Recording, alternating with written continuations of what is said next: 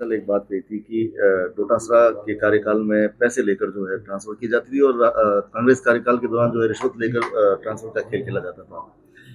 ये मैंने इसलिए नहीं कहा कि मैंने सुना है या देखा है।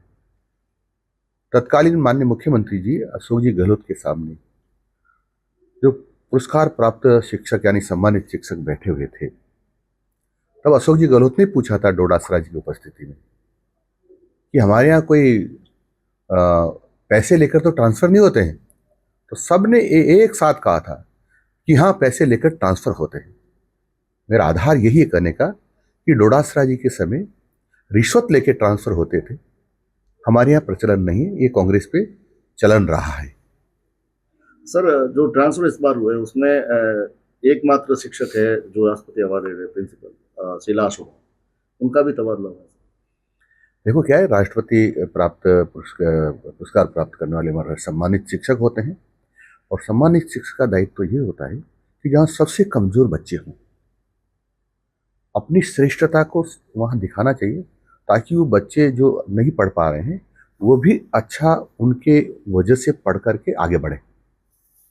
सर, जिस तरीके से राष्ट्रपति अवार्ड दिए जा रहे हैं, पिछले कुछ सालों में लगातार राजस्थान का नाम था, लेकिन इस साल महज एक शिक्षक को राष्ट्रपति अवार्ड, क्या शिक्षा का स्तर गिर रहा है या टीचर्स का स्तर गिर रहा है? कसौटी करिए जी।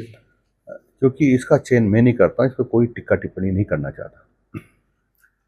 और कर रहे हैं, मैंने एक रील भी देखी थी आपकी, अंग्रेजी बबुल को लेकर किस तरीके से जो है इनको राजस्थान से हटाया जा रहा है। देखो, अभी कोई फाइनल निर्णय हो गया वैसा नहीं, हमारा विचार है।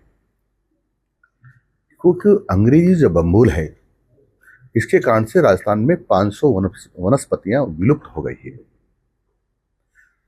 ये जो गैस देता है, जिसे हम करें कुछ पेड़ ऑक्सीजन देते हैं, ये उस प्रकार की जो गैस देता है वो लोगों को नुकसान करती है। उसके कारण से कई बीमारियां हो रही हैं।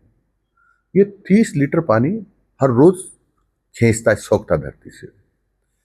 इसके नीचे कोई भी जीव जंतु और वनस्पति पनपती नहीं है, और ये बेहताशा वृद्धि होती है इसकी, और सारे चरागाह को खा गए हैं। और इसलिए जनहित में इनका उन्मूलन बहुत जरूरी है। इस पर सरकार विचार कर रही है। सर, एक शिक्षकों का काम जो है शिक्षा प्रदान करना होता है, कई और अन्य कार्य किए जाते हैं जिससे शिक्षा व्यवस्था बाधित होती है।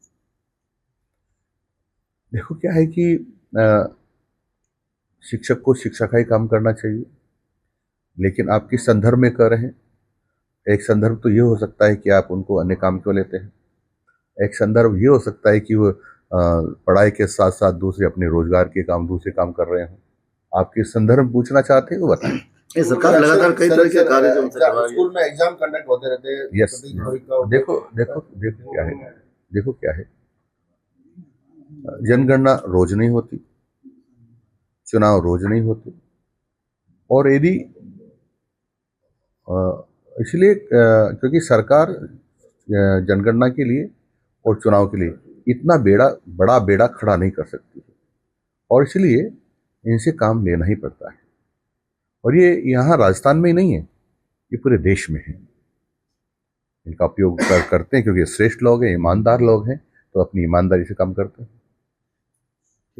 स्कूलों के अंदर आजकल काफ़ी एक्टिविटीज वगैरह होती है, और उसको कराने के लिए शिक्षकों को बार बार एंगेज होना पड़ता है। तो क्या फ्यूचर में ऐसा कोई प्लान है कि एक व्यक्ति ऐसा डेप्यूट किया जाए स्कूल में कि जो ये सारी जिम्मेदारियां वो ही देखे और शिक्षक अपना काम पढ़ाने पर करे?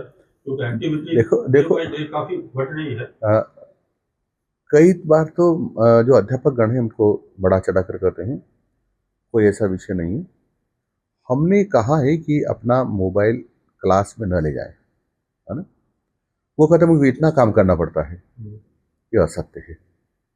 असत्य इसलिए कर रहा हूँ क्योंकि हमारी जो जानकारियां हैं वह साला दर्पण पर सब उपलब्ध है। मैंने अधिकारियों को कर दिया है कि जो साला दर्पण पर जानकारी उपलब्ध है, वो जानकारी यदि आपने मांगी तो आपके खिलाफ कार्रवाई होगी, इसलिए उसकी जरूरत नहीं है। अभी 2-3 काम उनके पास बचते हैं। बच्चों की अटेंडेंस के लिए हमने कहा है कि प्रार्थना के समय अटेंडेंस ले। कोई इमरजेंसी में कोई काम होता है तो प्रिंसिपल के पास मैसेज आता है, प्रिंसिपल उसको, क्योंकि 1-2 पीरियड सब टीचर्स के खाली रहते हैं, उस समय में आकर के अपने मोबाइल पर काम करके सूचना कर सकते हैं। सर स्कूलों में स्थानांतरण के बाद विरोध प्रदर्शन दिखाई दे रहा है, जिस तरीके से आज रामपुरा पाटन में भी टीचर्स के स्थानांतरण प्रक्रिया है, कोई लगेगा तो कोई हटेगा। ठीक है।